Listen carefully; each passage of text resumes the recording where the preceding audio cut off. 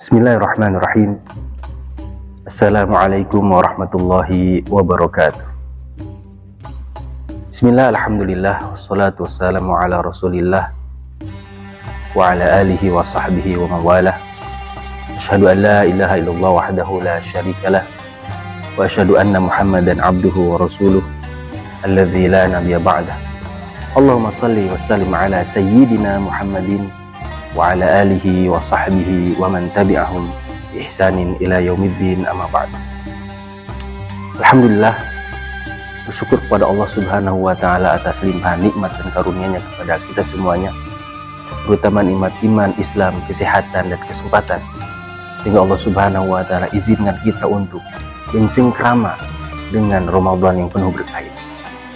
Salat salam kita curah limpahkan kepada baginda habibana wa nabiyana wa maulana Muhammad sallallahu alaihi wasallam, keluarganya, para sahabatnya, tabi'in, tabi'in, sampai kita semuanya yang senantiasa berharap kepada Allah agar di hari kiamat mendapatkan syafaatnya.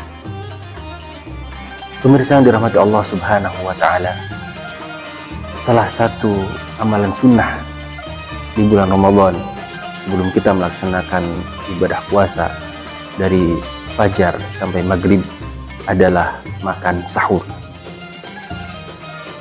Sahur berasal dari kata sahara, artinya akhir malam menjelang fajar. Makan sahur itu adalah makan yang dilaksanakan di akhir malam, yaitu pada waktu sahur sebelum waktu subuh, yang jarak waktunya itu sekitar 50 ayat. Demikian yang dikatakan oleh sahabat Anas bin Malik dan Zaid bin Thabit radhiyallahu anhuma. Beliau berdua bersahur bersama Rasulullah SAW, kemudian mau beranjak mau sholat subuh.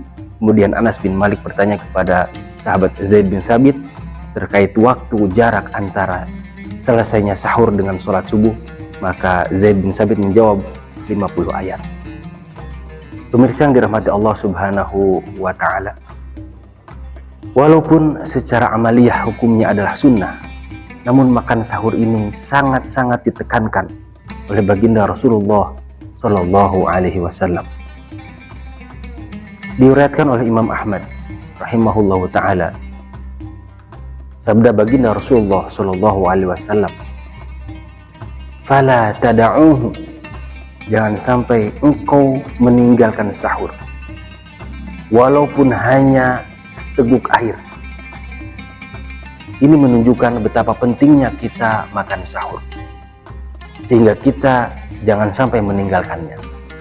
Namun dari sini kita timbul sebuah pertanyaan, apa sebenarnya di balik makan sahur ini sehingga betul-betul ditekankan untuk kita melaksanakan? Barangkali jawabannya adalah, pertama, hadis baginda Rasulullah sallallahu alaihi wasallam,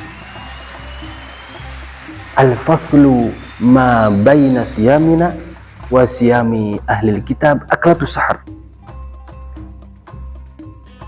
Perbedaan antara puasa kita dengan puasanya ahli kitab adalah makan sahur. Masya Allah, inilah informasi kepada kita bahwa umat-umat terdahulu juga puasa. Diwajibkan mereka berpuasa. Agama-agama samawi itu semuanya ada puasanya. Namun tata caranya berbeda. Salah satu yang membedakan adalah makan sahur. Kewajiban puasa yang dilakukan oleh umat-umat terdahulu bisa kita lihat dalam Al-Quran surat Al-Baqarah ayat 183. Kama kutiba 'alal ladzina min qablikum, sebagaimana diwajibkan puasa ini kepada umat-umat sebelum engkau. Hadirin jemaat Allah Subhanahu wa taala, ini rahasia yang pertama. Yang kedua, bagaimana sahur ini di dalamnya memuat berbagai kebaikan, terutama di dalamnya apabila kita isi waktu sahur ini dengan berdoa dan beristighfar kepada Allah Subhanahu wa taala. Karena doa, zikir maupun istighfar di dalam waktu sahur adalah dahsyat dan mustajab. Kita bisa lihat Quran surat Ali Imran ayat 17 di ujung ayatnya. wal mustaghfirina bil ashar. Orang-orang yang beristighfar di waktu sahur ini memiliki keistimewaan khusus. Tentu dengan istighfar lainnya pun kita bisa dengan berbagai redaksi. Namun dari ayat ini disebutkan pada ayat sebelumnya, Ali Imran ayat 16, redaksi istighfar yang baik yang bisa kita bacakan di waktu sahur itu, alladzina yaquluna, mereka berdoa, Rabbana innana amanna faghfir lana dzunubana wa qina adzabannar. Wahai Tuhan kami betul-betul beriman kepada Engkau. Faghfir lana dzunubana, ampunilah dosa-dosa kami, wa qina adzabannar, dan lindungilah kami dari api neraka. Demikian ayat ini sinkron dengan hadis baginda Rasulullah SAW bahwa pelaksanaan sahur ini mendatangkan rahmat dan ampunan dari Allah Subhanahu wa taala. Sebagaimana sabda baginda Rasulullah Shallallahu alaihi wasallam bahwa sahur ini innallaha azza wa jalla wa malaikatahu yusholluna 'alal mutasahhirin. Sungguhnya Allah azza wa jalla dan para malaikatnya bersolawat kepada orang-orang yang makan sahur.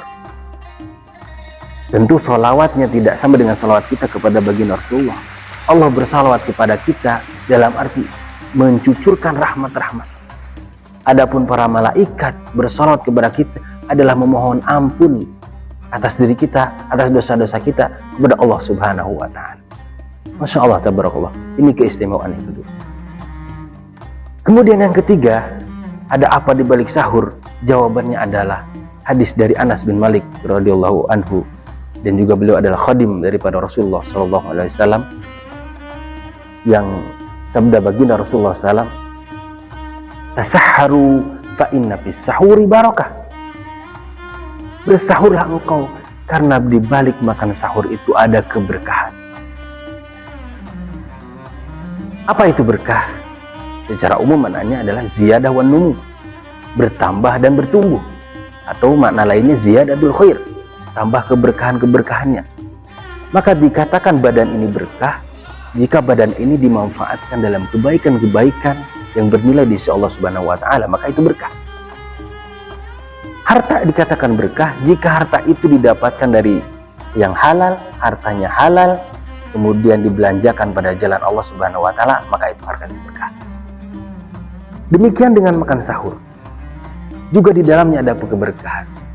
Namun keberkahan ini apakah diberikan kepada setiap orang secara cuma-cuma atau tidak? Tentu jawabannya tidak demikian, karena ketika kita melihat ya dalam Al-Qur'an surat Al-A'raf ayat 96 misalnya, dikatakan firman Allah Subhanahu wa taala, walau anna a'udzubillahi minasyaitonir rajim walau anna ahlal qura amanu wattaqau lafatahna 'alaihim barakat minas sama'i wal ardh. Sekiranya penduduk negeri itu beriman dan bertakwa kepada Allah Subhanahu wa taala, maka sungguh Allah akan bukakan pintu keberkahan-keberkahan dari langit dan dari bumi. Artinya apa? Keberkahan itu akan diberikan kepada orang yang beriman dan bertakwa. Demikian juga makan sahur. Jika kita kaitkan dengan ayat ini, maka akan diberikan keberkahan bagi orang yang makan sahur jika landasan makan sahurnya adalah iman dan takwa kepada Allah Subhanahu wa taala. Bagaimana caranya kita memuat ketakwaan-ketakwaan dalam makan sahur? Maka perhatikan adab-adab dalam makan. Ya, diawali dengan berdoa, memakai tangan kanan, mencuci tangan terlebih dahulu, memakan yang dekat, dihabiskan makanannya jangan sampai ada mubazir, kemudian ditutup dengan doa, dan setelah itu kita berniat untuk berpuasa esok hari secara full dari subuh sampai fajar. Demikian cara kita agar makan sahur ini penuh dengan keberkahan, sehingga puasa sehari penuh ini kita mendapatkan keberkahan dan kemuliaan di sisi Allah Subhanahu wa taala, dan berharap puasa kita diterima ya Allah Subhanahu wa taala.